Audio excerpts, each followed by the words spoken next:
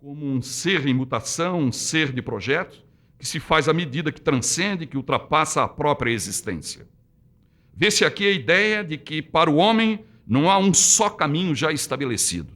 O homem constrói seus caminhos e, com esta ação, produz sua própria história. De outro ângulo, pode-se dizer que o homem não se define por um modelo que o antecede, por uma essência que o caracteriza, nem é apenas o que as circunstâncias fizeram dele. Ele se define pelo lançar-se no futuro, antecipando, por meio de um projeto, a sua ação consciente sobre o mundo. E ainda, segundo Chauí, a cultura propicia o aprimoramento da natureza humana pela educação, e é a relação dos humanos com o tempo e no tempo. O trabalho da educação sistemática, em qualquer currículo, deve oportunizar a ampliação de potencialidades humanas, abrindo horizontes para que cada um se autoconstrua. Para concretizar esses propósitos, dever-se-á ter em conta determinadas características dos adultos, com os quais a educação deve trabalhar. Não é possível dividir idades adultas com rigorosos critérios, pois estudos sobre o tema só começaram na segunda metade do século XX. Hoje, há critérios reveladores da maturidade com base em estudos e classificação de Allport, por exemplo, que destacaram como caracteres próprios dos adultos um conjunto de 6 critérios, ou seja, os adultos devem expressar extensão de si mesmo, quando é capaz de descentrar sua existência do foco do seu próprio eu, para estendê-la para o mundo fora de si. É maduro aquele capaz de superar a tendência egoísta, destacando atos de responsabilidade, sentimento do dever e disposição solidária. Relação afetiva com os demais, quando se inclina a apreciar a todos por igual, respeitando as diferenças individuais.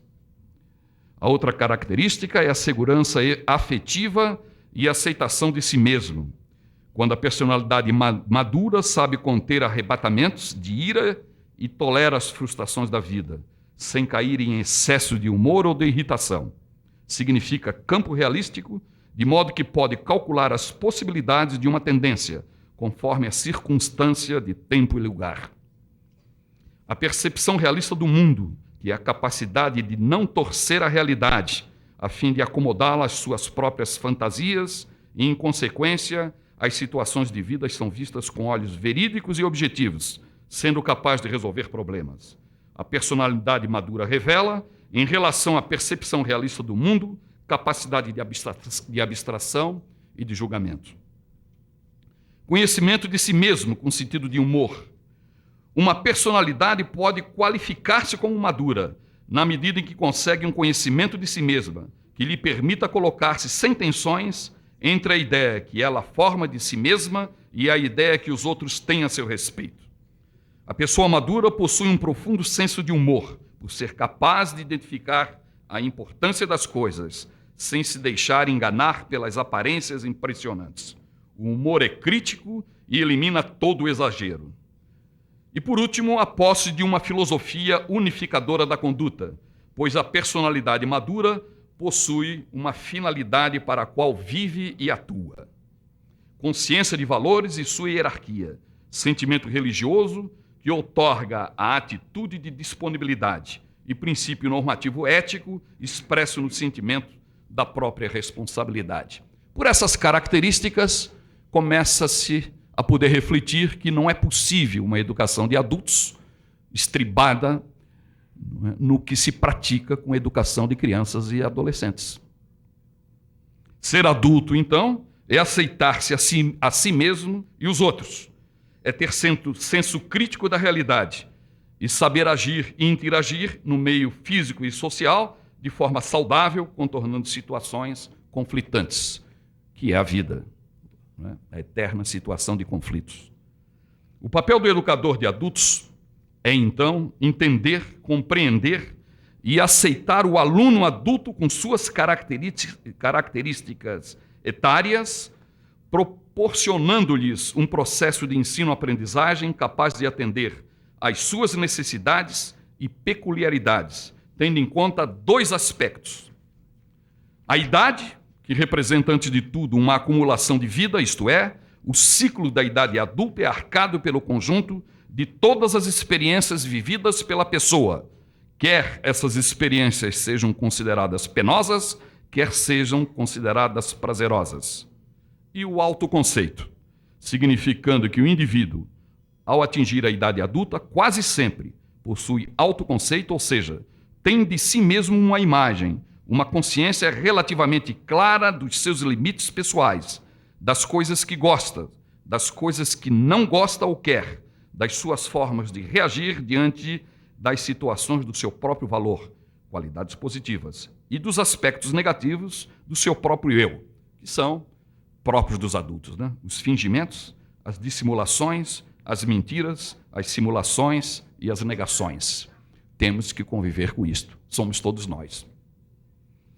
Fica evidente, portanto, dentro da linha do enfoque dado nestas reflexões e indicações iniciais, da necessidade de aprimoramento do educando como pessoa humana, incluindo a formação ética e o desenvolvimento da autonomia intelectual e do pensamento crítico, relacionando a teoria com a prática, como quer a própria Lei 93/94, que é a nossa LDB. Estas disposições somente serão atingidas a partir do desenvolvimento de um currículo, plano de curso e de aula que não sejam caracterizados pelo terrível fracionamento dos conteúdos, sem a preocupação com o fato constatável de que há e deve ser observada a interatividade dos diversos conteúdos, focados no desenvolvimento de competências, sem descurar significância e contextualização. Além disso, tratando-se de adultos, que os currículos, planos de curso e aulas oportunizem a valorização da experiência extraescolar, com vinculação entre a educação escolar, o trabalho e as práticas sociais. Um currículo centrado na qualidade dos conhecimentos e privilégio da memorização, independentemente de qualquer posicionamento crítico e criativo, não possibilitará a resposta adequada à educação de adultos, em qualquer nível, do fundamental ao superior. Não basta um bom currículo aberto. É essencial que os educadores estejam em condições para executar um currículo dinâmico, global, abrangendo um grau de ensino total e sem seriação, e voltado para as necessidades da atualidade, que requerem pessoas capazes de decidir, assumir decisões e renovar a sociedade na busca da construção de uma sociedade livre, justa e solidária, com prevalência dos direitos humanos, que é a Constituição brasileira que reza. E é claro que não é apenas o processo de educação que pode conduzir os ideais propostos, mas ele pode e deve apoiar o encaminhamento para esses princípios. O que se tem dito e escrito sobre a educação de adultos, em que se destaca que a instrução deve ser universal, há que se ter em conta as duas necessidades básicas: escola com currículo adequado e professores capacitados para o desempenho de educar adultos. Será que qualquer escola está pronta para educar esses adultos? Com certeza não. Há um enorme equívoco dos sistemas de ensino, seja ele o federal, o distrital, estaduais ou municipais, na oferta de educação de adultos. Esse equívoco ainda persiste. Está muito difícil de saltar esse obstáculo, não a etapa. Não é minimizar, mas está muito difícil, porque nós temos um defeito crônico, que é a formação dos docentes. São preparados os docentes para a educação infantil, para a educação com crianças, para a educação com adolescentes, não com adultos. E a nossa lei diz que nós ainda temos a política, a inclusão, a educação dos índios, das minorias. Não é? Agora, imaginem um professor em sala de aula receber, eu não estou falando do Distrito Federal, mas conheço os outros sistemas, porque no Distrito Federal ainda há um grande esforço na preparação e capacitação dos professores. E os professores, a qualidade dos recursos humanos que fazem a educação no Distrito Federal é muito boa. Mas se nós formos ao estado vizinho, aqui em Goiás, no outro ali em Minas, a situação fica realmente difícil, porque ainda trabalhamos com professores não titulados em todos os níveis, e essas políticas, como a de inclusão, a de atendimento aos portadores de necessidades especiais, para os quais jamais os professores foram preparados na sua formação acadêmica, porque lá nas licenciaturas nós sabemos que os currículos são praticamente os mesmos da década de 50. Não se formam os professores como os sistemas necessitam deles. Muito porque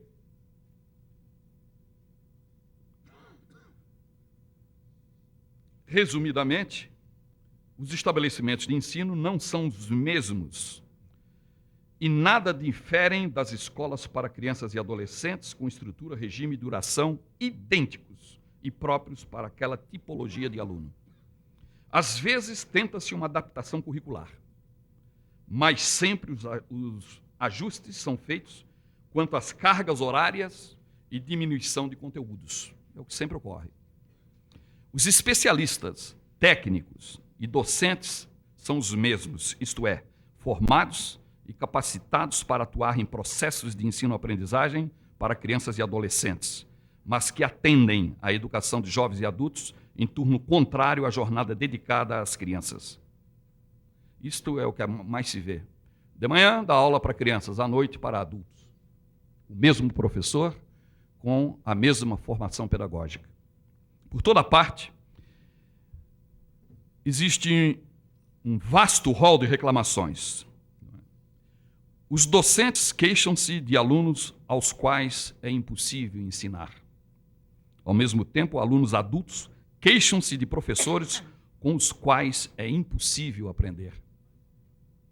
Tais lamentações geram um dos temas mais presentes na reflexão de educadores, ao qual se tem dado a denominação de atrofia da competência, que é o fenômeno de múltiplas faces e dimensões abrangentes que se refletem no fracasso da educação de adultos ora oferecida.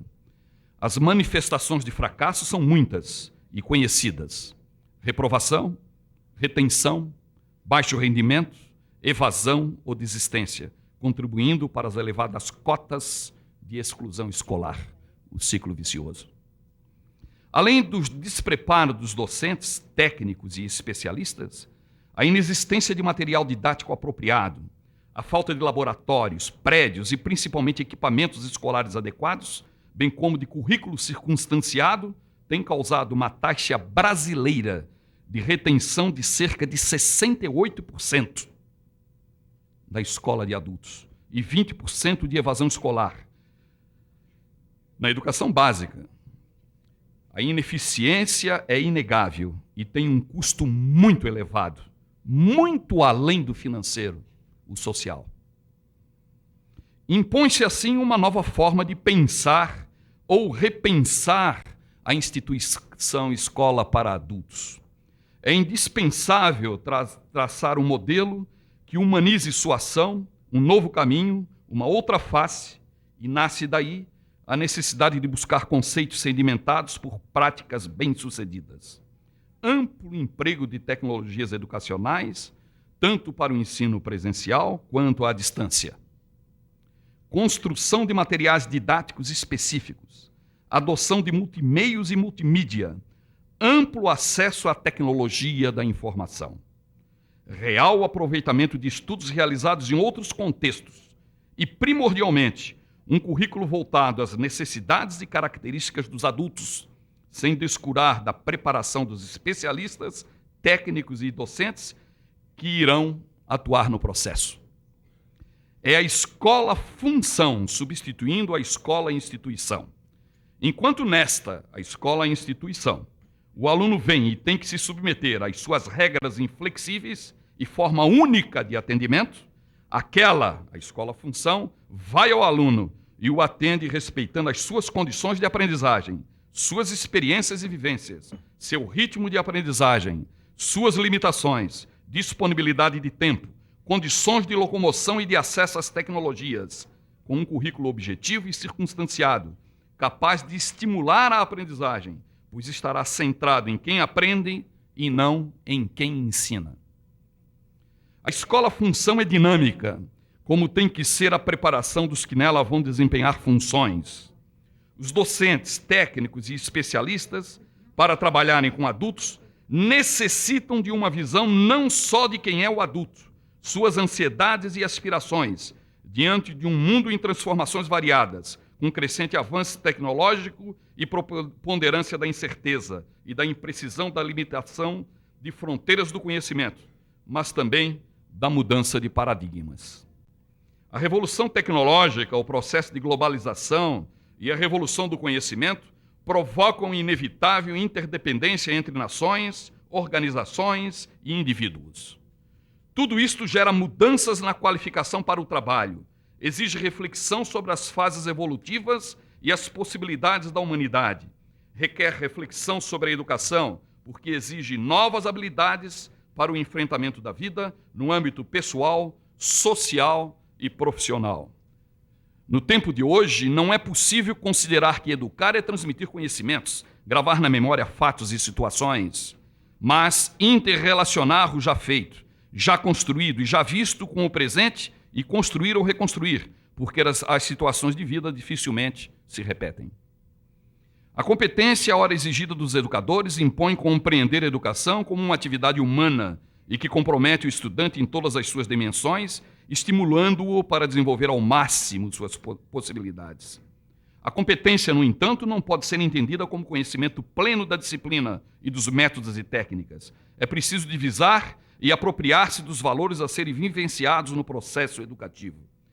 É de notar que não se acentua a necessidade de acumular conhecimentos no processo de ensino-aprendizagem, mas se impõe um novo padrão de conhecimento, menos discursivo, mais operativo, menos setorizado, mais global, menos intelectivo, mais criativo, não apenas cognitivo, mas também valorativo.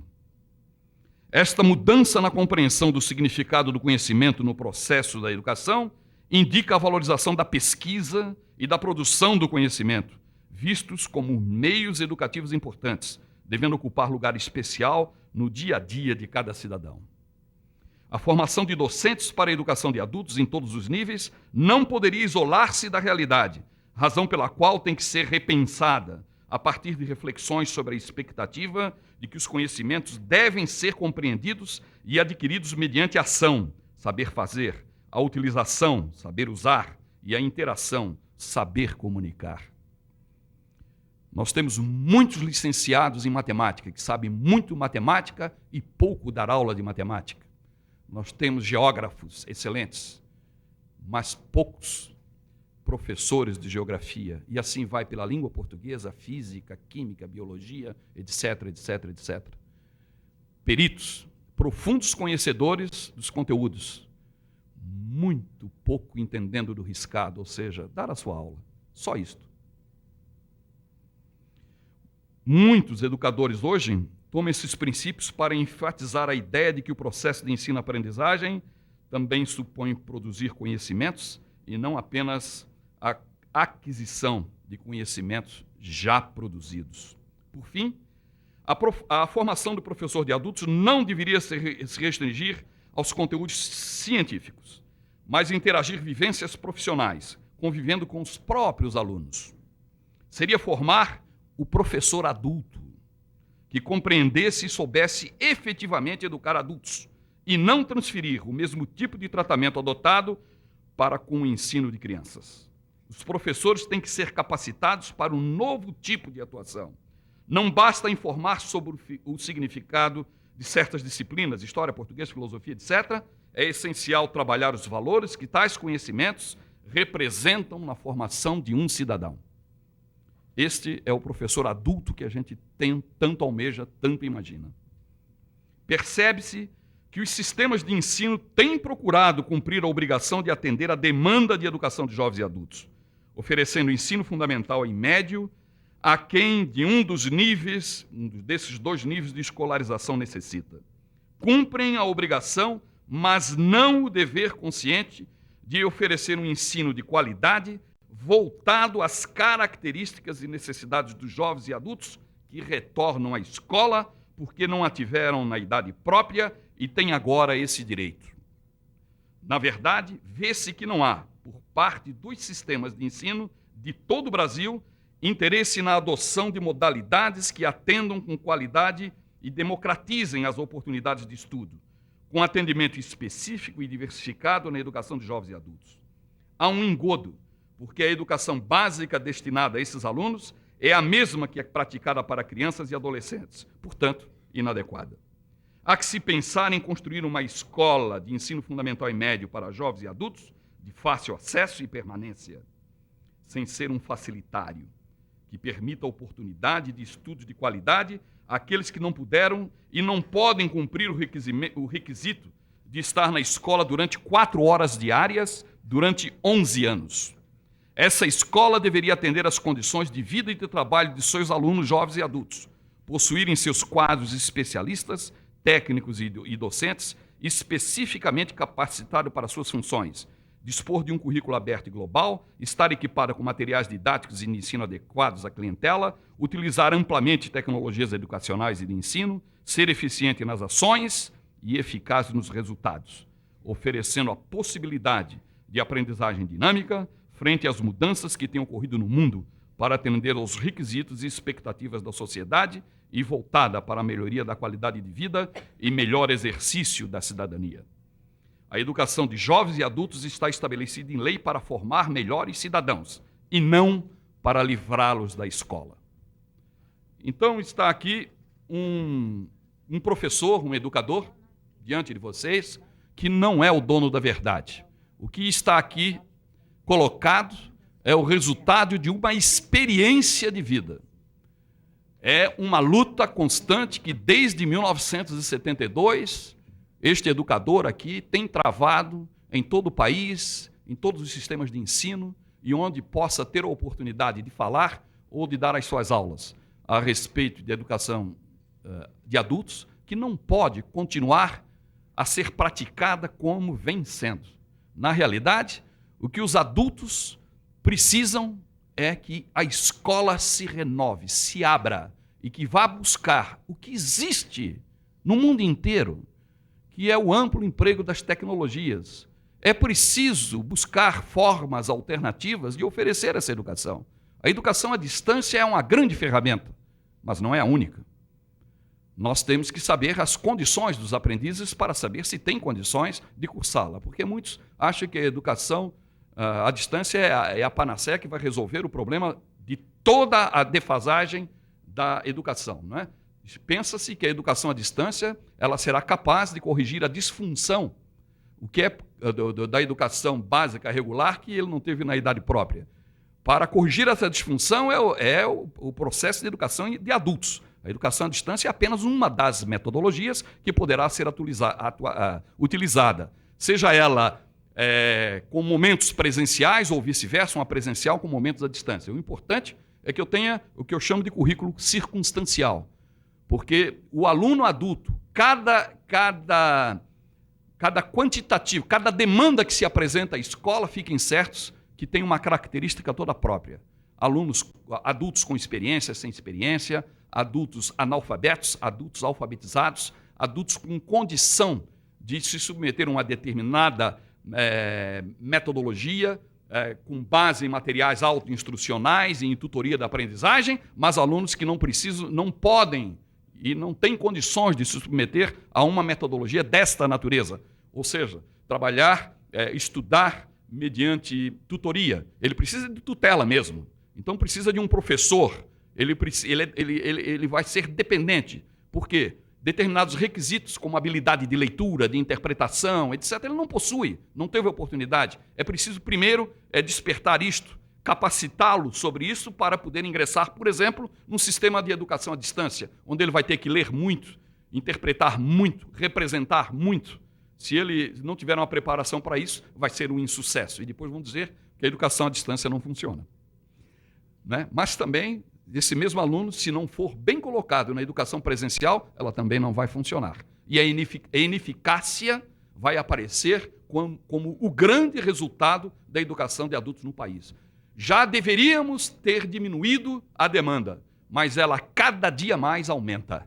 Porque a educação para crianças não está cumprindo as suas finalidades com eficiência e eficácia. Está apenas cumprindo a determinação constitucional de que ao Estado e à família também, não é? A responsabilidade da educação, a oferta, mas a permanência da criança na escola e a aprendizagem dela ainda são muito questionáveis, principalmente a aprendizagem. Nós sabemos, estamos vendo todo dia aí nos jornais, crianças na 5ª série do ensino fundamental analfabetas, sem a mínima condição.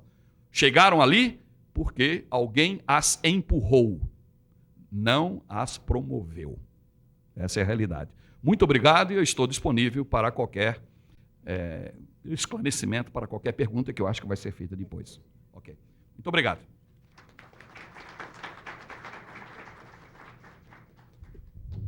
Eu quero registrar a presença da deputada Arlete Sampaio, dizer aos participantes que a deputada Arlete Sampaio é membro da Comissão de Educação e Saúde, foi a presidente até no ano passado, o primeiro ano dessa nossa legislatura.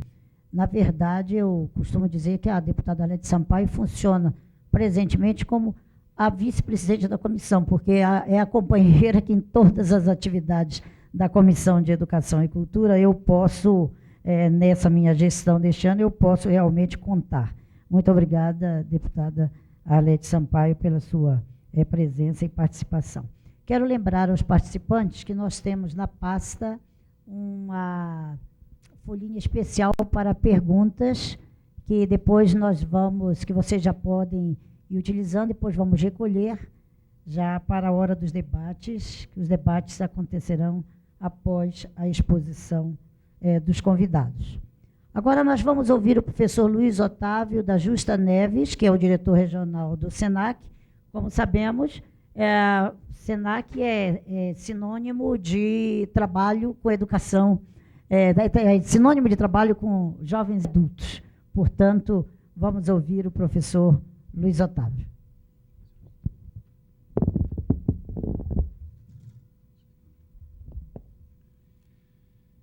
A educação, mãe e espelho de todo o conhecimento humano, e por isso a mais importante de todas as ciências, toma corpo na forma de ensino, se materializa pelo ato pedagógico, onde se fundem os processos de ensino e aprendizagem, gerando a luz do saber. Esse saber, de muitos níveis e modalidades, é objeto desta Semana de Educação da Câmara Legislativa do Distrito Federal, com foco na educação de jovens e adultos. O nosso objetivo hoje aqui é discutir a educação de jovens e adultos na perspectiva da educação profissional. E para isso, conto com todos. Excelentíssima senhora deputada Eurídice Brito, presidente da Comissão de Educação e Saúde, excelentíssima senhora Maristela de Melo Neves, minha prima, secretária de Educação do Distrito Federal, excelentíssima senhora Arlete Sampaio, deputada, integrante da Comissão de Saúde e Educação, senhores educadores, senhoras educadoras, senhores professores, senhoras professoras, meus senhores e minhas senhoras. Eu estou extremamente envaidecido com o convite da minha querida deputada Eurídice Brito e grato por poder compartilhar aqui, nesta casa que também é minha como servidor aposentado e enquanto cidadão, a minha experiência de anos militando na Secretaria de Educação, com a educação de jovens e adultos, de 6 anos militando no Serviço Nacional de Aprendizagem Rural, com a educação profissional rural, e de 3 anos militando no SENAC, com a educação profissional para o comércio de bens e serviços. Apresentaria o tema a mim destinado, situando inicialmente o sistema SENAC, continuarei com as formas de atuação e os postulados da educação profissional desenvolvidos pelo SENAC, visto que a EJA já foi muito bem apresentada nos seus eixos principais pelo professor Mário Sérgio Mafra e ainda será complementada nos seus aspectos operacionais pela professora Maristela Neves. Concluirei a nossa apresentação com a discussão das semelhanças e das diferenças entre a educação de jovens e adultos e a educação profissional e com a articulação das duas modalidades de educação e com a proposta de reflexão para todos. O que é o sistema SENAC? É um sistema que congrega 27 SENACs, um de cada unidade da federação, de cada estado, e o do Distrito Federal, com a sede nacional do Rio. Foi criado em 1946, 16 de janeiro, com o objetivo de propiciar aos trabalhadores e candidatos ao trabalho de comércio de bens e serviços a formação profissional adequada. Qual é a sua dimensão? O SENAC atua no Brasil em cerca de 2.000 municípios, com mais de 600 unidades operativas, ou seja, centros e agências. Como ele é mantido? Pela contribuição dos empresários de comércio de bens e serviços.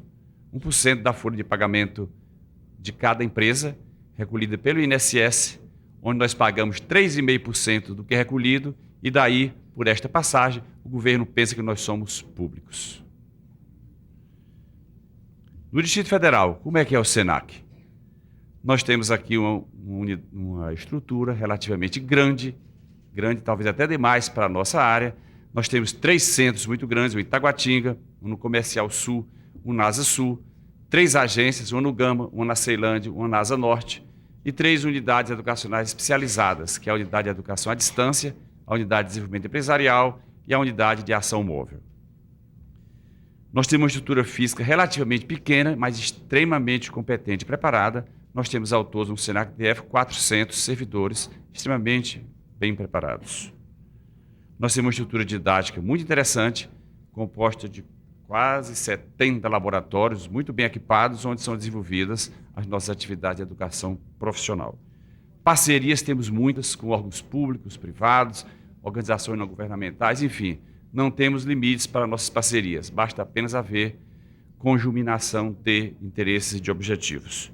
Em termos de metas, o SENAC DF, ao longo desses 37 anos que fizemos este ano, qualificou 670 mil trabalhadores.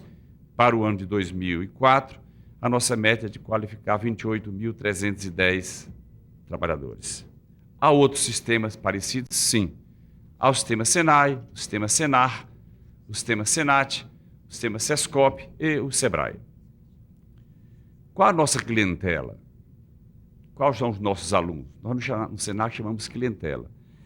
São jovens, a partir de 14 anos, que são os nossos programas de aprendizagem, são candidatos ao primeiro emprego, são trabalhadores que pretendem melhorar no trabalho, são empresários e a clientela especial, formada por jovens em situação de risco social, por ex-presidiários ou até presidiários, por portadores de necessidade especial, membros da melhor idade. Nós nos chamamos de terceira idade. No SENAC é a melhor idade. Enfim, essa é a nossa clientela. Como é que nós atuamos? Normalmente via cursos, via teleconferências, via TV SENAC, via programações extensivas de apoio à comunidade. Quais os níveis que nós temos? O nível de aprendizagem, que é para menores aprendizes, de 14 a 18 anos. O nível básico, que nós chamávamos antigamente de qualificação básica, e nesse novo decreto que saiu agora do governo, até agora nós não entendemos o porquê, como saiu, nem para quê, o 515404 não tem uma lógica. Quem fez, acredito que não entende educação profissional, de toda forma, está aí, tem que ser observado. Nós temos o que chamamos básico, mas enfim, agora é formação inicial e continuada, que para nós não necessariamente é básica, todos os níveis merecem a formação continuada em todos os níveis. Nós temos o nível técnico e temos o nível tecnológico no SENAC.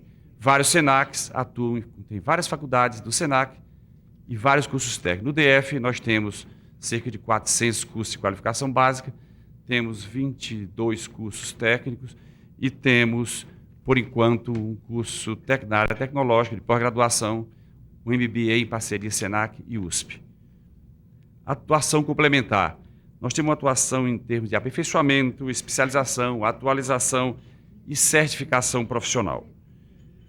Nós atuamos de forma presencial, atuamos à distância, tem atuações mistas e tem atuação via ação móvel. Quais as áreas que atuamos? Nossos 400 cursos, 300, 400 cursos de qualificação básica, os nossos 20 e poucos cursos técnicos, onde é que eles são? De quais áreas?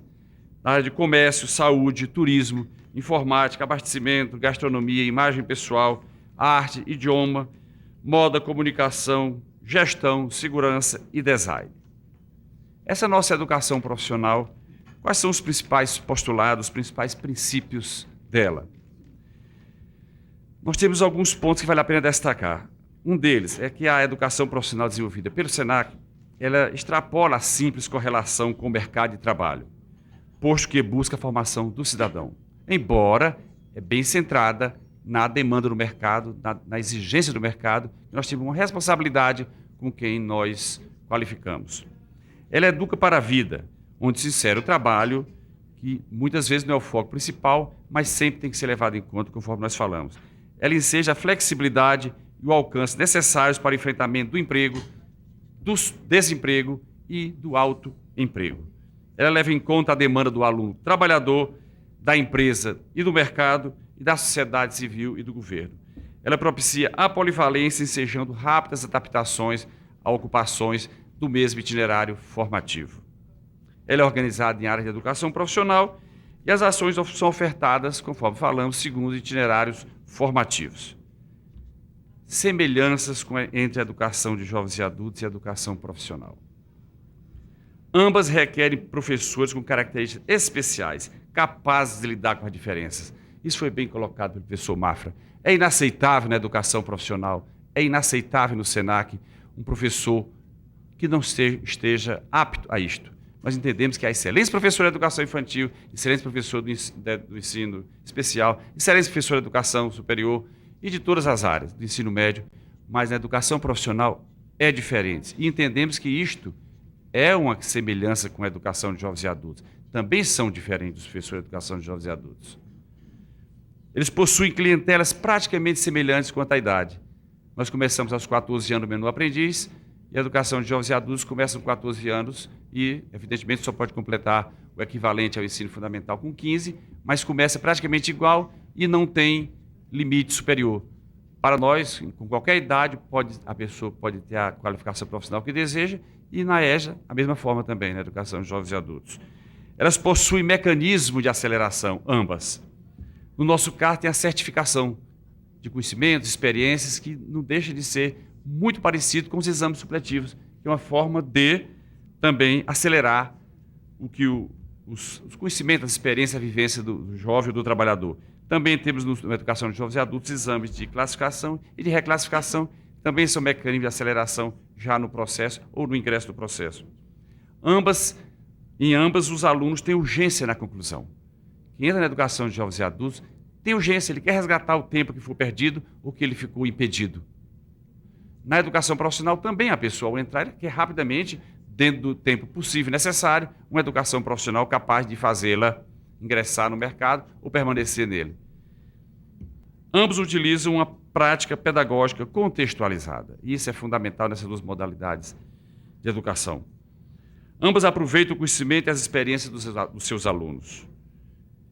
Em ambas, a estrutura curricular é flexível e modularizada, cada um a seu modo, um em termos de disciplina, outro em termos de módulos a serem desenvolvidos. O foco da estrutura curricular no desenvolvimento de competências também é muito semelhante. Ambas se posicionam, são planejadas em termos de competências a serem desenvolvidas pelos alunos. Sejam competências básicas, sejam gerais, sejam interprofissionais ou sejam especiais. A determinação do perfil de conclusão do aluno, entendemos que é o ponto de partida nas duas modalidades. E isso achamos que é uma semelhança entre a EJA e a educação profissional. A estruturação em busca de respostas a questões relativamente parecidas. O que o aluno necessita saber, o que o aluno necessita ser, o que ele necessita fazer, enfim, a busca de respostas é relativamente parecida nas duas modalidades de educação. Ambas são passíveis, isso é mais uma semelhança, de serem desenvolvidas por meio da educação à distância. Com toda certeza, entendemos que a educação de jovens e adultos pode ser desenvolvida, e com certeza, e muito bem, por educação à distância. Eu só tenho dúvida no primeiro segmento, aliás, certeza que não é possível, mas nos outros dois pode, com certeza, e a educação profissional já assim é feita também. Agora, algumas diferenças.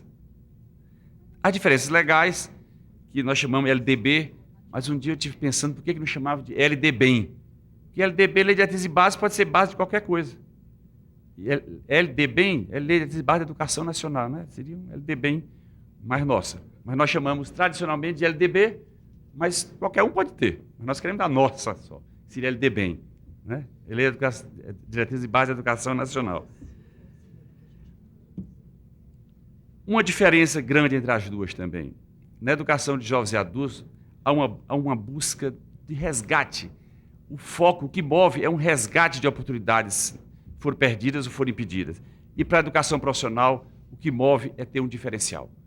Nessa taxa de desemprego desse tamanho, com essa concorrência tão grande, a pessoa que nos procura, ela busca ter um diferencial, ter um cacife para poder enfrentar o mercado. Essa é uma diferença muito grande que entendemos ter das duas modalidades. Um é resgate, um é diferencial.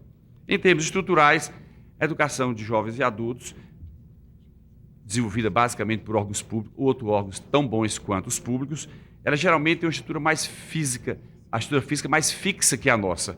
Nós, pela nossa natureza, temos uma estrutura mais flexível. Podemos ter hoje uma agência em Planaltina, amanhã não temos lá, temos em Sobradinho, amanhã não tem Sobradinho, tem no Gama, e não temos maiores compromissos dessa natureza. Já a educação de jovens e adultos, ela requer uma estrutura, quando desenvolvida de forma presencial, uma estrutura mais permanente.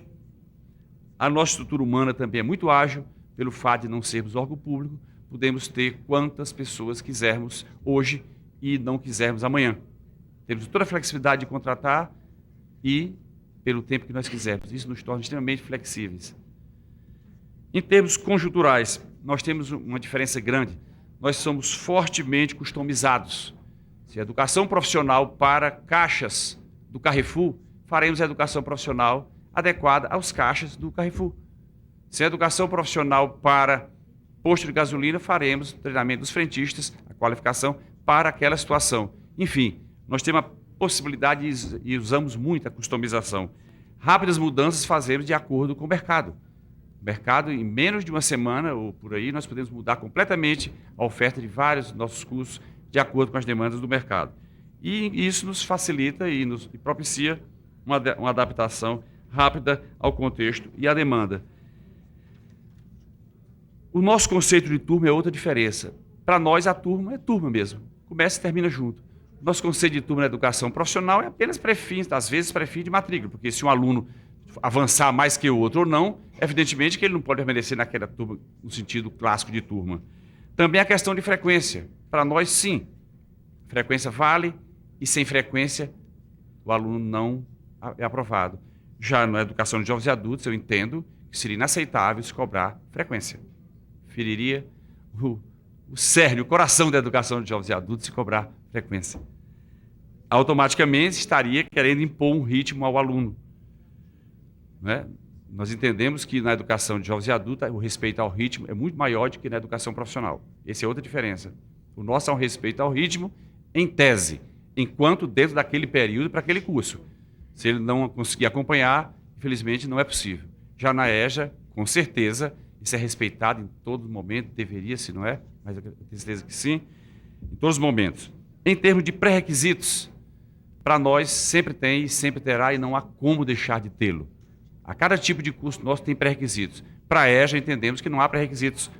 Ele pode entrar, um adulto não alfabetizado, e vai tocando. Para nós, nenhum dos nossos cursos pressupõe alunos não alfabetizados, em nenhum. Os mais simples pressupõem, no mínimo, a 4ª série. Às vezes somos criticados por isso. Sempre explicamos que isso não dependeu de nós. Procure onde deveria ter sido feito, e não no SENAC. Não temos nenhum tipo de culpa, só lamentamos e nos solidarizamos pelas deficiências ocorridas ao longo desses anos todos. Em termos de mercado, nós temos uma relação muito forte com o mercado. Diferente de EJA, que a preocupação inicial, pelo menos, não é tanta a questão do mercado. É claro que do aluno, ele procura uma escolaridade maior, muitas vezes até para ingressar no mercado. Mas a nossa é sintonizado. Também com demandas governamentais. Temos dezenas de convênios agora com o Soldado Cidadão, por exemplo, com o Ministério da Defesa, com o Ministério da Marinha, da Aeronáutica, o Ministério da Saúde, com a Secretaria de Educação. Termina o nosso convênio atual em dezembro. Já mandamos ontem, professora Maristela, solicitando o interesse nosso de renovar, que está muito bem, obrigado. Né? Enfim, nós temos também diferenças em termos de institucionais. A nossa vinculação é a Federação do Comércio de cada estado, assim como o SENAI é a Federação da Indústria e o SENAR é a Federação da Agricultura em cada estado. Em termos de articulação, entendemos que é um dos pontos a ser discutido. A articulação, toda vez que nos propõe alguma coisa desse tipo, governos variados, seja ele de quantos anos for, de 20, 30 anos, no nosso caso, 58 anos o SENAC tem, no Brasil, o DF é o caçula com 37, sempre nos procuram não para articulação, e sim para desvio de atividade nossa. Estamos prontos para articular o que quiser com quem quiser, mas não necessariamente para desviar. Nós não sabemos fazer educação de jovens e adultos. Não sabemos fazer o ensino fundamental, nem ensino médio. Não sabemos. Podemos até fazê-lo, com o tempo poderíamos, mas não é esse o nosso forte. Qualquer coisa nesse sentido, estamos sempre prontos a ingressar. De toda forma, a gente percebe que colocando numa linha do tempo uma pessoa, um jovem ou um adulto, ele não poderia, não alfabetizado, ele não poderia começar pela educação profissional. Ele teria que começar pela educação de jovens e adultos. Cumprido pelo menos o primeiro segmento, aí ele já poderia ter algo simultâneo da educação de jovens e adultos com a educação profissional. Concluído o terceiro segmento, como nós chamamos aqui hoje, então, no DF, ele estaria afastado da educação de jovens e adultos, neste conceito de hoje, que eu tenho algumas dúvidas, vou colocar nessa questão, e passaria, então, a educação profissional, que poderia continuar com ele, já no terceiro segmento, com o ensino, com o nível técnico nosso, e depois com o tecnológico. É claro que, conforme falei, nós temos algumas dúvidas sobre isso. De toda forma, vamos deixar aqui para os senhores uma reflexão. Minhas senhoras e meus senhores, encerrando, convoco a todos para a reflexão que já falei e que acho que vale a pena. Não se trata de pensarmos sobre o próximo mês, nem o próximo ano e talvez nem a próxima década. Trata-se de pensarmos sobre o dia em que o Brasil conseguirá superar as desigualdades, a pobreza, a corrupção, a discriminação e alcançar sua independência política plena. Trata-se de pensarmos sobre quando o Brasil for desenvolvido e alfabetizado. Trata-se de pensarmos sobre quando todos tiverem um mínimo de 11 anos de escolaridade. Nesse dia, entendemos que a égide tradicional do primeiro, segundo e terceiro segmentos morrerá por desnecessária. Nesse dia, entendemos que a égide, enquanto educação continuada, nascerá por necessidade. Nesse dia, nesse ponto do espaço e do tempo, a educação profissional estará, com certeza, esperando de braços abertos para ser incluída no escopo desta nova educação de jovens e adultos, desta velha companheira e desta nova companheira de lutas. Pense bem sobre isso e muito obrigado.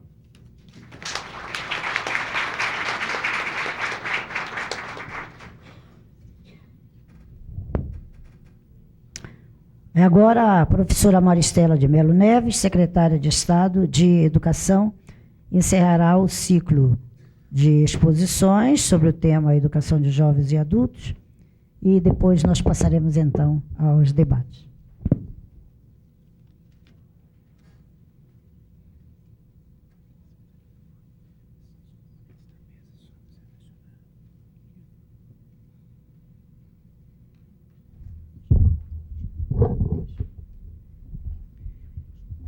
Nenhum homem é uma ilha isolada em si próprio. Cada homem é uma parte do todo. A morte de qualquer pessoa me diminui, porque estou envolvida com a humanidade. Portanto, nunca perguntes por quem os sinos dobram. Eles dobram por ti. Bom dia a todos. Gostaria, nesse momento, de cumprimentar a deputada Eurides Brito, presidente da Comissão de Educação e Saúde desta casa, minha mestra, dizer que meu contato com a educação, no sentido de uma observadora privilegiada, começou como aluna, depois como mãe de aluno, e depois pela convivência com essa brilhante educadora que me fez ter contato com a doutrina educacional. Quero agradecer a ela essa oportunidade de estar aqui, a oportunidade da convivência. Cumprimentar a deputada Arlete Sampaio, que posso também chamar de minha amiga pelas vezes que aqui estive quando ela presidia essa comissão e convidada por ela, sempre teve pela Secretaria de Educação e por mim uma deferência, um carinho especial. Quero cumprimentar o nosso Mafra, membro do Conselho de Educação, que tem sido um bravo no diálogo com a secretaria e nos temas que têm sido debatidos, sempre com os olhos voltados para a melhoria da qualidade da educação ofertada no Distrito Federal. Quero cumprimentar meu primo. As famílias são muito grandes e a gente passa muito tempo sem conhecer. E às vezes, numa mesa assim, a gente acaba conhecendo um primo.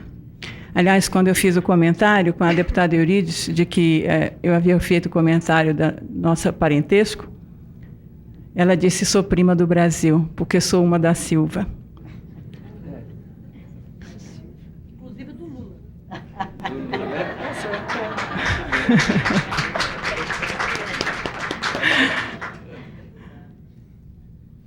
Quero cumprimentar também os nossos diretores regionais de ensino, alguns diretores de escola, professores.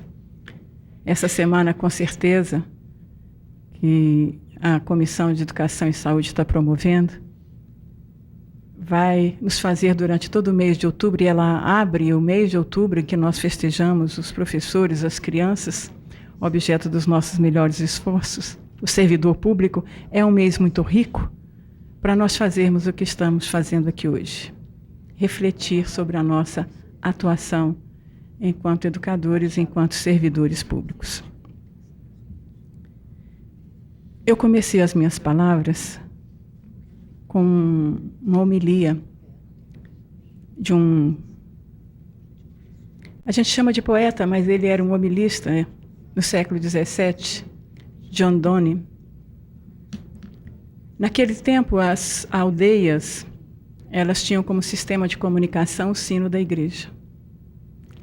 Então, dependendo do fato acontecido na comunidade, que precisava todos ser informado, eles usavam os sinos da igreja.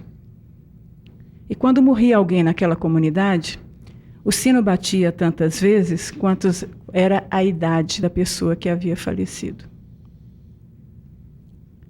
E quando o sino começava a bater, aquele toque fúnebre, informando a comunidade que alguém tinha morrido, as pessoas perguntavam: por quem os sinos dobram? E ele então fez uma homilia dizendo que cada um de nós, que parte que vai, é parte do todo e diminui a todos nós. Então ele dizia que ninguém precisava perguntar por quem os sinos dobravam, porque os sinos dobravam por cada um daquela comunidade, porque ela tinha se tornado menor, porque tinha perdido uma parte de si próprio. E apropriadamente eu falei disso para falar daqueles que nós deixamos para trás. Ele também faz parte de nós, faz parte desse todo, que é a sociedade que nós precisamos. Como disseram aqui os palestrantes, nós precisamos resgatar. E essa talvez seja a felicidade, porque aquele que nós deixamos para trás, nós ainda podemos resgatar. E é essa a convocação que faço aos senhores. Nós podemos ainda ter a chance de resgatar aqueles para quem o Estado já falhou 2 vezes. E quando eu falo Estado, eu estou falando no sentido mais amplo que essa palavra pode ter. Eu não estou falando de governo, que ele é temporário, mas o Estado é permanente, a sociedade é permanente, é a nossa representação jurídica. É preciso que todos nós tenhamos consciência e saibamos que, de alguma forma, o problema é de todos e de cada um. E que nós podemos fazer alguma coisa por isso. Nós podemos medir o tamanho, e eu digo aqui uma palavra muito forte, o tamanho do nosso fracasso social. Tem números, tem estatísticas. No Distrito Federal, nós temos hoje 90 mil alunos na educação de jovens e adultos. Considerando o sistema público, chegamos a 97 se considerarmos o sistema privado. Mas esse nós já estamos resgatando. Nós não sabemos o número do que falta o resgate, ou pelo menos fazer o consciente de que ele pode estar conosco. O IBGE divulga um índice de 5,7% de analfabetos, ou seja, aquelas pessoas que ainda não nos procuraram. Se considerarmos isso, teremos aí algo em torno de 120 mil pessoas que sequer têm consciência, ou se têm, nós não sabemos como resgatá-la, não sabemos como dar a ela uma mística e um sonho. São os grupos de resistência. Está na faixa de acima de 40 anos, porque essas pessoas, de alguma forma, já sobreviveram, já criaram seus filhos, de alguma forma, já se viraram, esse é o termo, e sentem que não precisam mais de nós, não precisam mais do Estado, e não precisam da sociedade organizada para ter acesso às oportunidades sociais, e às vezes nem as quer mais, nem sabe, nem tem conhecimento para fazer uma escolha. Foi isso que nós tiramos dessas pessoas, a possibilidade de fazer escolhas.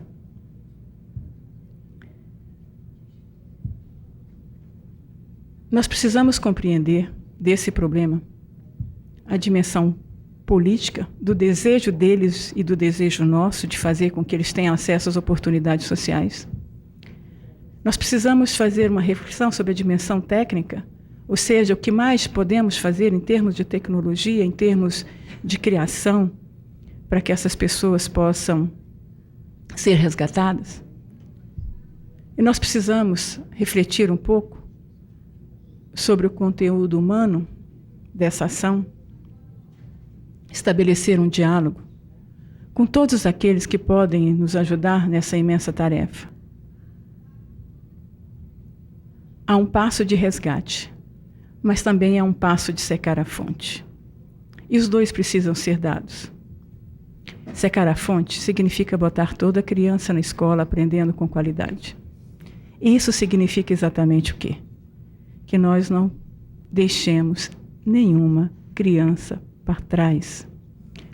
Paremos de pensar que a dificuldade da aprendizagem está na criança. É ela que não aprende, como foi dito aqui pelo Mafra, e tem alguns que reclamam que é o professor que não ensina. Então isso é verdade? E nessa discussão que a criança acha que nós é que não sabemos ensinar e nós achamos que ela é que não aprende, nós estamos deixando as crianças para trás. A gente não precisa descobrir a causa, precisamos é deixar que ela não aconteça. Nesses assuntos de educação, se nós formos verificar os compêndios, nós vamos descobrir que já se falou de um tudo. Se nós hoje virmos os planos decenais e plurianuais, nós vamos ver que está tudo ali, o que se precisa fazer, o que se propõe fazer, o que se deseja fazer. E por que é que não fazemos? Essa é a grande pergunta. Se você chegar para um educador e perguntar para ele o que se faz para ensinar uma criança, eu duvido que ele não saiba. Se você chegar e perguntar o que precisa para resgatar um jovem que não teve acesso à oportunidade de escolarização, eu posso garantir que todos nós sabemos. No Distrito Federal, nós temos o mais ambicioso plano educacional, lançado em 2000, chamado Educação Solidária, e eu não canso de dizer isso. E tenho apresentado esse plano à sociedade com as ações de acesso, as ações de permanência, as ações de qualidade, e tenho perguntado o que nos falta.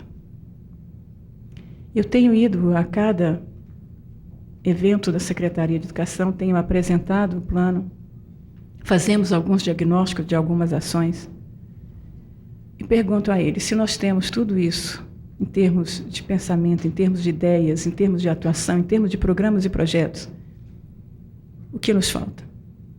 A cada escola que vou, discutimos as propostas pedagógicas daquela escola e eu pergunto o que nos falta.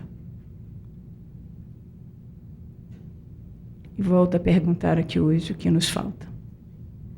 A deputada Eurides foi de uma felicidade enorme na sua gestão quando lançou aquele programa e colocou ali tudo, os processos, as ações para a universalização da educação infantil, que, se Deus quiser, nós devemos conseguir o ano que vem. Colocou ações de permanência, assistindo a família, assistindo o aluno, complementarmente aos projetos nacionais de merenda escolar, livro didático. Colocou ações de qualidade, colocando 5.000 professores nas universidades para fazerem curso superior, revitalizando o EAP com os cursos de formação continuada. Professores saindo da casa remuneradamente para mestrados e doutorado. Cursos de especialização. Reduziu o tempo de regência de 40 para 25 com a jornada ampliada. Colocou os servidores da casa para serem alfabetizados e fazer primeiro e segundo graus no projeto Prosseguir. Se vocês observarem e conhecerem a casa, porque o que há é que estão estanques, cada um numa diretoria, numa subsecretaria, e não conversamos, e não dialogamos, e não integramos. E se algum feito possa ser dito que fizemos nesse 1 ano e meio, foi nessa tentativa de fazer com que os programas, os projetos e as ações se conversem, se integrem no rumo de um objetivo comum. O que nos falta para secar a fonte? É ir buscar a criança quando ela se evade. Nós temos um programa que chama Visitador Escolar. É matricular a criança que não matriculou. Nós temos um programa que chama Escola Bate Sua Porta. É assistir a criança com uniforme, material escolar. Nós temos o Renda Minha. É dar-lhe saúde. Nós temos o PISE. É assistir a família para que a família possa, estando bem, poder ajudar essa criança, alavancar essa criança. Nós temos o Renda Minha, que dá hoje R$100 para a família que tem um filho, 120 para 2 e 180 para 3, em complementação com o Bolsa Família, que o governo federal lançou, e nós pudemos aumentar em mais 27.000 famílias no Distrito Federal. Por tudo isso, eu digo aos senhores que nós podemos secar a fonte. O plano já está lançado, as ações já estão sendo tomadas. Nós precisamos agora fazer o acompanhamento e os resultados do programa, fazer a avaliação diuturna. E a escola assumir aquela criança como sua e buscá-la. E o professor assumir cada criança como sua e ensiná-la. E nas dificuldades, buscar o sistema. E nós estarmos prontos a socorrer o professor, a socorrer a escola. Não falta sistema legal, não falta programas, nem ações, nem projetos. Então, o Distrito Federal pode ser a primeira unidade da federação que terá toda criança na escola aprendendo com qualidade. Secamos a fonte? É possível. Eu digo a vocês hoje com toda tranquilidade que é possível e nós estamos fazendo, estamos no caminho certo.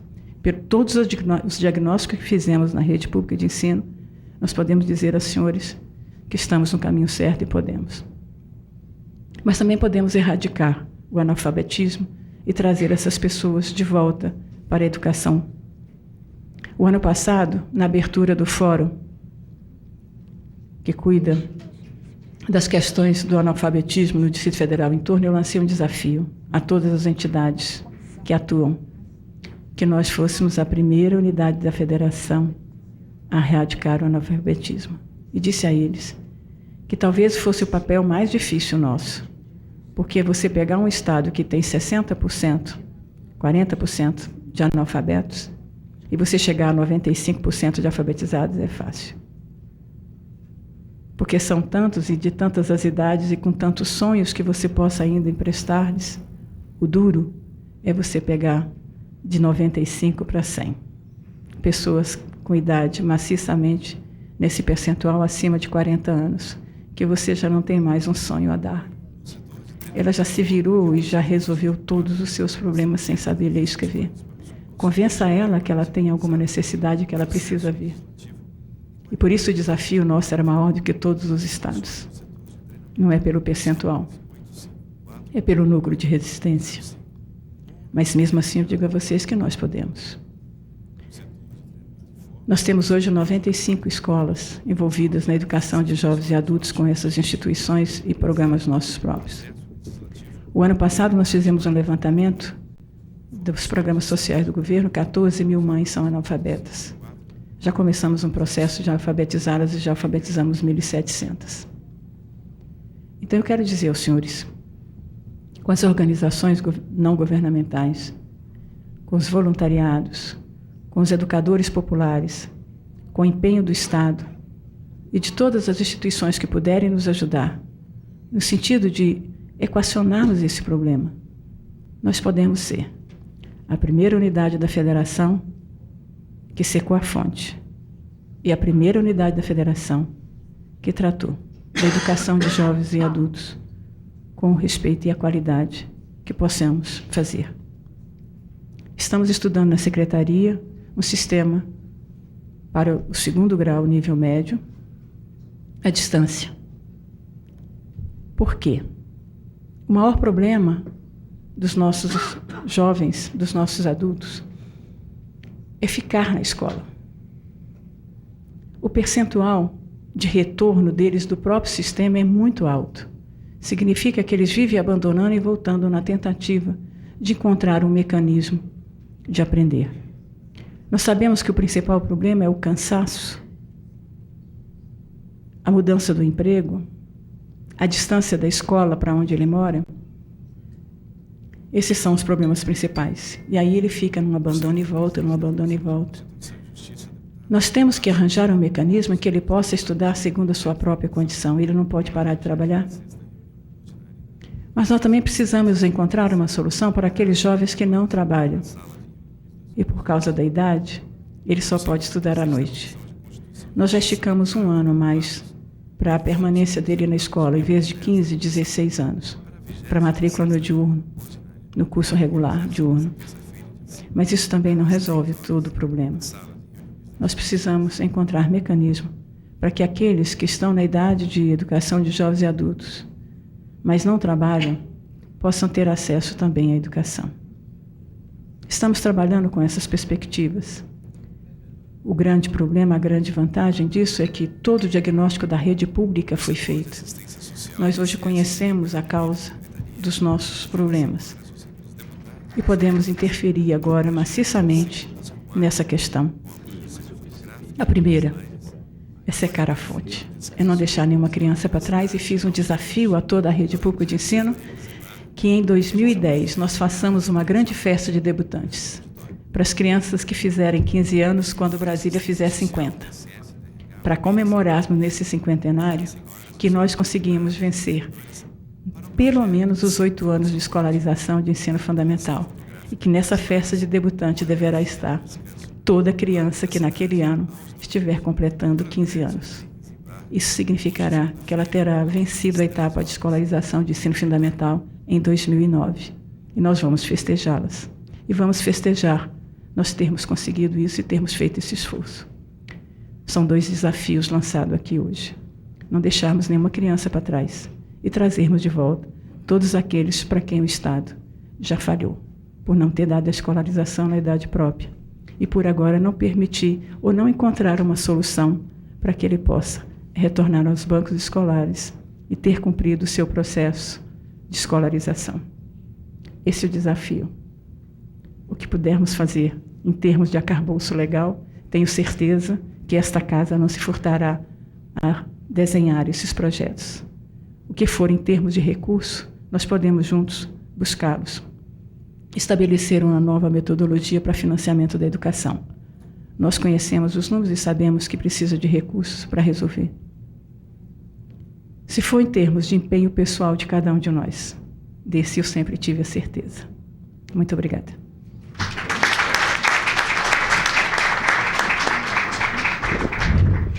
Agradecendo os expositores, professor Mafra, professor Luiz Otávio, professora Maristela, nós queremos relembrar que há papel nas pastas para aqueles que quiserem se inscrever para as perguntas, e a professora Ana Maria está providenciando quem recolha as perguntas que podem ser enviadas à mesa. Passaremos aos debates, mas antes, então, de passarmos às perguntas propriamente ditas, eu vou dar a palavra à deputada Arlete Sampaio para o seu pronunciamento. Ela que tem em seguida já um compromisso também em função de suas demais participações nesta casa. Deputada Arlete. Obrigada. Queria cumprimentar a todas e todos presentes nessa nossa Semana da Educação.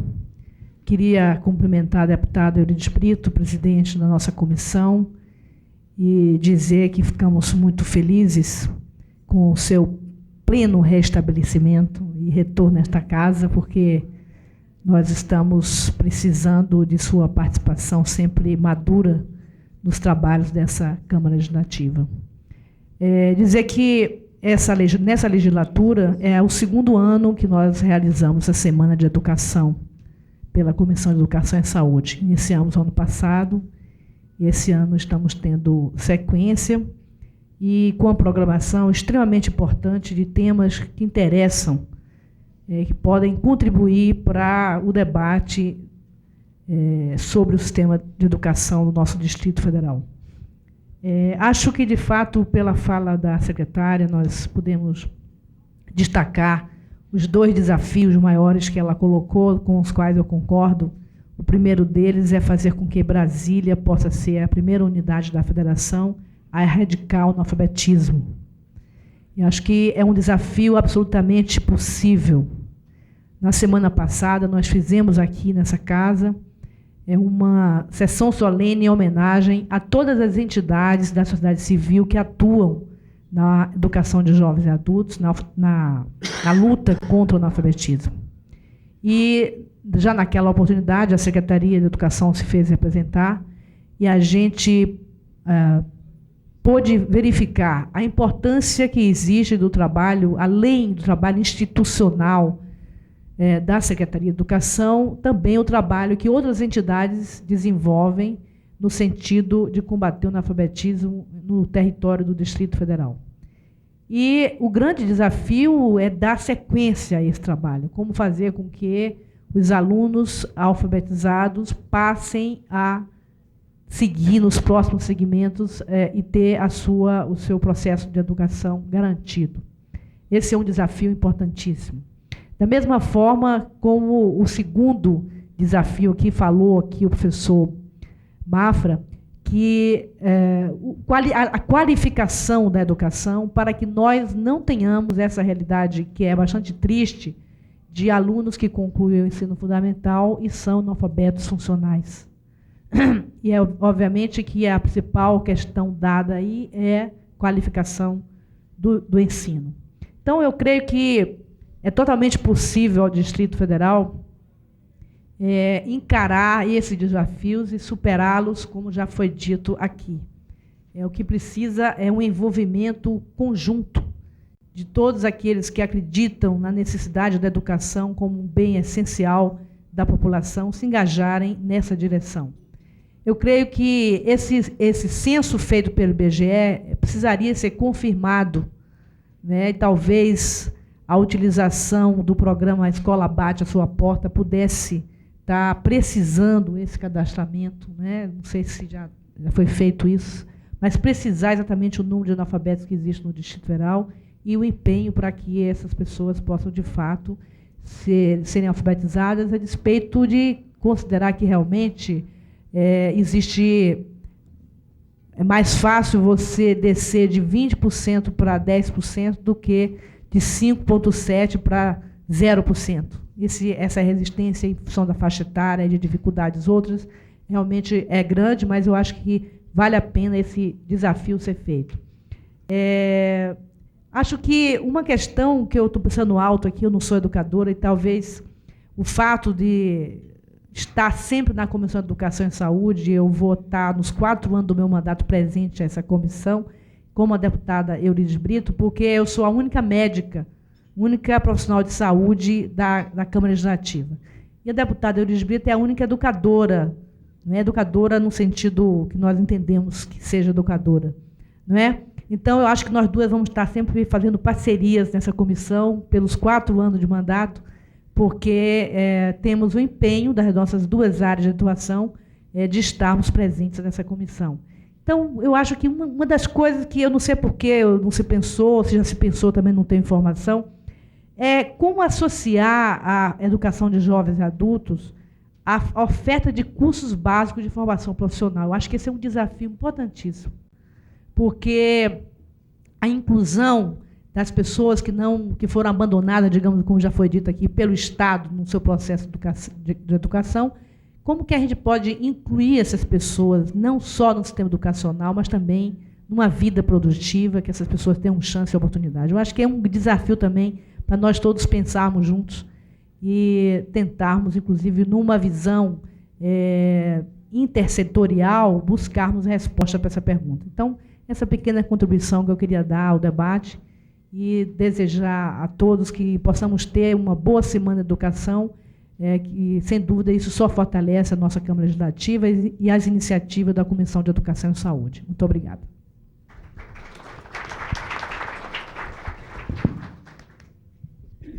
Creio que fica também aí uma boa sugestão para a Secretaria de Educação, que sem dúvida deve ter registrado, aproveitar a ocasião quando a equipe do Escola bate a sua porta, vai ver se estão crianças ainda sem matrícula, ver se também há adultos analfabetos naquele lar. É uma boa sugestão, deputada Arlete Sampaio.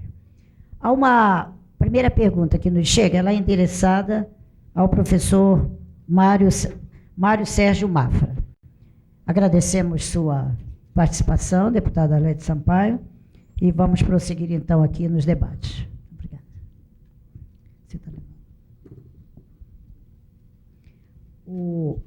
A primeira pergunta que chega endereçada ao professor Mário Sérgio Mafra está redigida assim: o docente, apesar de dar aulas para adultos, normalmente no ensino regular, ele não sabe fazê-lo na EJA. Desta forma, como o profissional de educação pode ser capacitado e preparado para tal desafio? Alterar a legislação seria uma saída? Da professora Sheila para o professor Mário Sérgio Mafra. Muito bom, Sheila. Legislação nós já temos muito, né? Nós precisamos até aplicar algumas. Não é um problema de legislação. E não é um problema de educação permanente, educação continuada. A Secretaria de Educação, Sistema de Educação do Distrito Federal, tem programas de capacitação e vai acentuar isto. Eu, por exemplo, tenho conhecimento no Conselho de Educação do Distrito Federal, na Câmara de Educação Básica que eu presido, e a secretária ainda há pouco disse que na área de EJA, a Secretaria de Educação está preparando uma mudança de ótica, de forma, de estrutura e de alcance dos adultos para a educação. E isto implica não só na infraestrutura de suporte, na metodologia, mas e principalmente na capacitação dos docentes. Essa capacitação não é nada complexo, não é nada de longa duração, porque a formação pedagógica, todos no Distrito Federal têm. A qualidade dos recursos humanos do Distrito Federal é excelente. O que é preciso é acrescentar, um apêndice a este docente, para que ele possa trabalhar com novas tecnologias, para que ele possa buscar, criar e sair daquilo que ele domina, que ele tem, e por dominar, é claro que é o que ele se sente melhor fazendo, para que ele adquira esta segurança de fazer diferente, de fazer de uma outra forma, em função dos objetivos que se pretenda, do escopo, e não da sua condição de fazer. É preciso prepará-lo, porque, é claro, e com as inovações, esse contexto de educação continuada, de educação permanente, ele não... E eu, pelo menos, pratiquei isso a minha vida inteira. Eu não cheguei aqui porque caiu do céu. Quer dizer, eu tive que buscar. Né? Já diz a Bíblia, buscai e achareis. Não é? Nós temos que buscar isto. Então, o professor ele tem que se atualizar sempre. porque as tecnologias elas surgem com uma velocidade que nós mal conseguimos acompanhar para ter notícia. Imaginem para compreender e dominá-la. Então, essa perspectiva, a Secretaria de Educação, a Subsecretaria de Educação Pública, que eu acompanho de perto, hoje no comando da professora Eliane Ferrari, ela está preparando uma nova educação de jovens e adultos no Distrito Federal. Essa nova forma de se praticar. E isto não vai ser feito na base de vamos fazer e coloca o bloco na rua e sem saber o que está fazendo.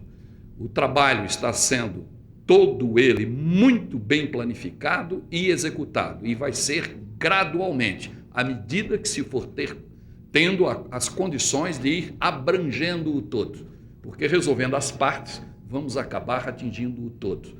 Este princípio de gestão administrativa é importantíssimo e a matéria está sendo bem encaminhada. Então não se preocupe, professora, com esta formação. Se nós pudermos amanhã atingir as mudanças curriculares na faculdade para, na formação de um docente, possamos incluir não só a educação de adultos, de jovens e adultos, a EJA, mas incluir a educação inclusiva, a educação e portadores de necessidades especiais, etc., etc. Se nós pudermos reformular os currículos de formação, ótimo. Se não pudermos, os professores continuam sendo titulados como estão e os sistemas de ensino vão prepará-los para determinadas especificações.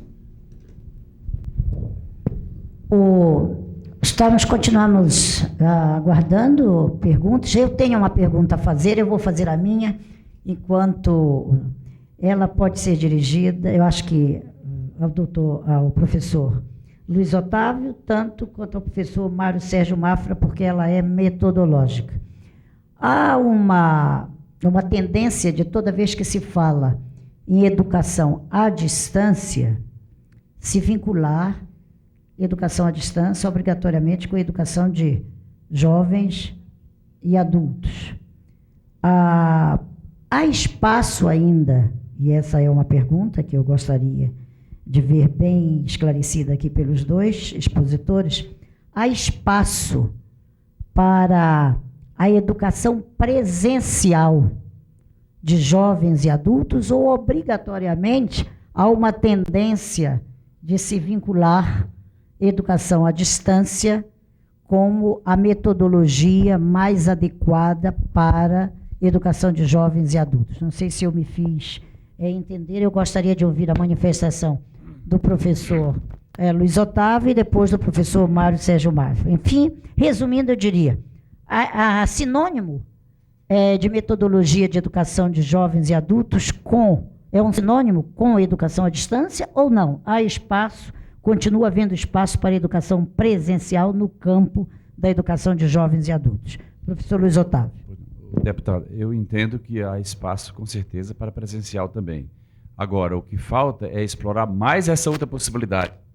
Na educação de jovens e adultos, podemos explorar muito a questão da educação à distância como uma das modalidades de desenvolver esta educação. Eu tenho dúvidas, já falei aqui, para o primeiro segmento. Eu acho muito difícil a educação à distância no primeiro segmento. Mas no segundo e terceiro eu vejo sem nenhuma dificuldade. É claro que há várias modalidades e tipos de educação à distância, com momentos presenciais, com avaliação, etc., todas as possibilidades. Mas, sem nenhuma dúvida, eu vejo muita perspectiva nessa questão, exceto para o primeiro segmento, que eu tenho muitas dúvidas. Professor Mafra. Bem, para o primeiro segmento, eu não tenho muitas dúvidas, eu tenho todas as dúvidas. Né? Educação à distância, para adultos ou para crianças no primeiro segmento. A educação à distância ela pode ocorrer até na educação infantil, momentos à distância. E as crianças hoje, quando estão indo para a escola, elas já dominam algumas formas e elas têm uma educação não formal, entre aspas, né, que chegam às suas casas via TV, via computador, internet, intranet, etc., web, que as crianças hoje acessam, fazendo a gente, às vezes, passar vergonha. Então, a educação à distância, deputada, ela se confundiu muito com a EJA, porque no momento ela surgiu praticamente ao mesmo tempo no Brasil, em termos de No próprio MEC, a minha época de MEC, eu tive essa oportunidade. Quando se criaram os centros de estudos supletivos no país, o que se propunha é que ele trabalhasse à distância. Quase todos eles começaram à distância e regrediram ao presencial, porque não evoluíram.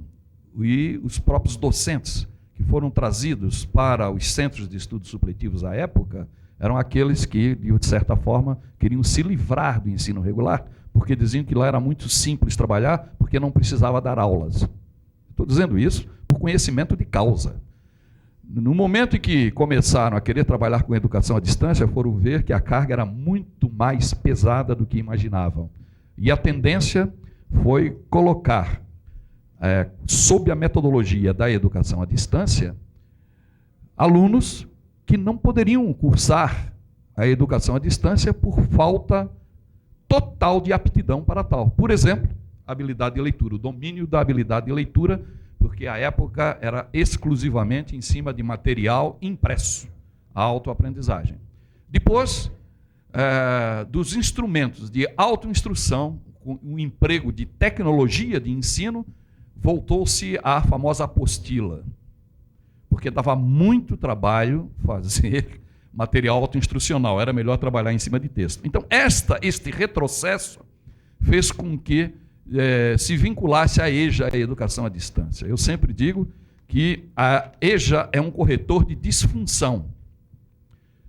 Não é? É para corrigir o que não foi feito, para dar a oportunidade do aprendiz retornar à escola, buscar o seu nivelamento e continuar, ou pela educação à distância ou pela presencial, em graus posteriores, a sua preparação para a vida. Então, confundiu-se muito a EJA não como uma modalidade, mas como um grau de ensino. A educação à distância não como uma modalidade, mas como um grau de ensino. E a EJA também, como um grau de ensino. Não existe a mínima relação. A EJA é uma forma para se atender a adultos que não tiveram a oportunidade na escola própria, com regime, estrutura e duração diferenciada do ensino presencial, do ensino interativo entre professor e aluno. A educação à distância é uma tecnologia de ensino capaz de ser bastante efetiva e eficaz na educação de jovens e adultos, porque ela, além de propiciar a autoaprendizagem, permite o ritmo de aprendizagem que o aluno não tenha que se submeter ao problema da hora-aula, quer dizer, da frequência obrigatória, dos dias letivos obrigatórios, porque são aproveitados estudos realizados noutro contexto. Tanto que a educação de jovens e adultos, o grau não supõe outro. Basta que o aluno tenha 18 anos para entrar no ensino médio sem nunca ter cursado o ensino fundamental. Mas eu duvido muito que ele será um bom aluno na educação à distância, que a metodologia se adapta a ele. Pelo menos, ele vai ter uma dificuldade maior e vai ter um tempo maior de estudo, teoricamente. Pode ser até que não. Então, o importante na educação à distância é que os agentes da educação à distância, especialistas, docentes, técnicos, estejam preparados para trabalhar com essa tipologia de aluno, que tem características muito próprias e que a escola precisa se estruturar para atendê-los, porque eles precisam disto, e atendê-los dentro das suas possibilidades, das suas limitações, e no que for possível ser estruturada como plano individual de ensino. Quer dizer, o verdadeiro ensino individualizado. É muito difícil de se praticar.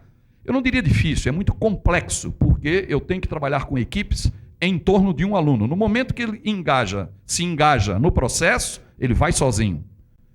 Mas não é todo aluno, como não é todo professor que pode trabalhar ou tem condições de trabalhar na educação à distância. Mas nada não se pode vincular a EJA à educação à distância. É uma das metodologias próprias. E há caso de EJA em que a educação à distância não se aplica. Como também aplicar a presencial é uma perda de tempo. A educação à distância ela tem uma característica para ser atendimento massivo, em grande escala, porque a infraestrutura de suporte ela é muito grande, ela custa muito dinheiro, mas, em compensação, a expansão ela é possível com a mesma estrutura. Eu sou capaz de ter uma estrutura de educação à distância para atender a 500 alunos e a mesma estrutura atender a 30 mil. Eu estou falando em termos de instalações físicas, em termos de equipamentos, e apenas multiplicação de material instrucional e de tutoria, por exemplo. Mas eu não preciso criar, numa educação presencial, se eu tenho uma escola com capacidade para 100 alunos, eu só vou atender 100. Nos 3 turnos, porque eu não posso ter 4º, 5º, 6º turno. Muito bem. Mas também com 3º, 4º, 5º, eu tenho um limite. Se eu tenho uma estrutura para suportar 100 alunos, eu não vou atingir 200, nem 300, muito menos 30 mil. E eu consigo, com a educação à distância, pelas tecnologias utilizadas, pelo suporte, eu consigo o atendimento massivo. Agora, tudo vai depender da famosa proposta pedagógica, do famoso projeto educacional. Então, todo processo de ensino-aprendizagem para adultos, para crianças ou adolescentes, tem que estar estribado numa proposta pedagógica. E num projeto de educação à distância, um projeto de educação presencial. Agora, eu não posso estabelecer toda uma proposta, todo um projeto, e não ter uma estrutura de recursos humanos capaz de atender ou de funcionalizar, operacionalizar esse projeto. A pergunta que eu tenho aqui, ela é endereçada ao professor Mário Sérgio Mafra, mas eu acho que ela é tão operacional que ela deveria ser mais dirigida à secretária de Educação ou à subsecretária de Educação Pública que está aqui presente. Mas eu vou ler e cada um, então, fica à vontade para dar de participar na construção desta resposta. Se os conteúdos trabalhados no ensino regular não atendem os alunos da EJA, eu queria dizer que eu gosto de ver os sulistas dizerem EJA, então nós já sabemos quem é nortista e quem é sulista. O professor Mafra é catarinense, então ele diz um EJA com muita propriedade. Como eu sou paraense, eu digo um EJA com muita propriedade também. Então, não atende os alunos da EJA. Por que não acelerarmos o processo de reformulação dos conteúdos? E ainda, por que não trabalharmos o docente nesse processo? É da professora Santa, endereçada ao professor Mário Sérgio, mas eu acho que essa é uma questão também tão operacional que a secretária poderia também se manifestar. Não sei se começaríamos pela secretária, ou então vamos talvez obedecer à sugestão de quem encaminhou a pergunta, e professor Mário Sérgio Mafra, então, responde. Professora Maristela, se desejar, complemento. Geralmente em EJA, não EJA, mas EJA, não é? Geralmente em EJA, em Educação à Distância, EAD, que também é chamada de EAD, lá no Pará, nós aqui de Brasília usamos as duas, não é? Então, nesses termos, toda a equipe que vai trabalhar com educação de jovens e adultos, o essencial é a capacitação ser feita em serviço. Você, pelo perfil, faz a seleção e devem trabalhar em equipe. O que existe de pior em educação, e eu não quero nem falar de jovens e adultos, né? Em educação é a equipe, é o que há de pior. É um contrassenso trabalhar em equipe. Há que se trabalhar em equipe. E na preparação de uma nova forma, de um novo projeto, de um novo desafio, principalmente, ou a adequação do que anteriormente existia, é importante que todos trabalhem juntos. Então, o problema de conteúdos, os parâmetros curriculares nacionais estão lá, não tem que inventar. O problema chama-se aprofundamento e dosagem deste conteúdo, em função das necessidades do aprendiz.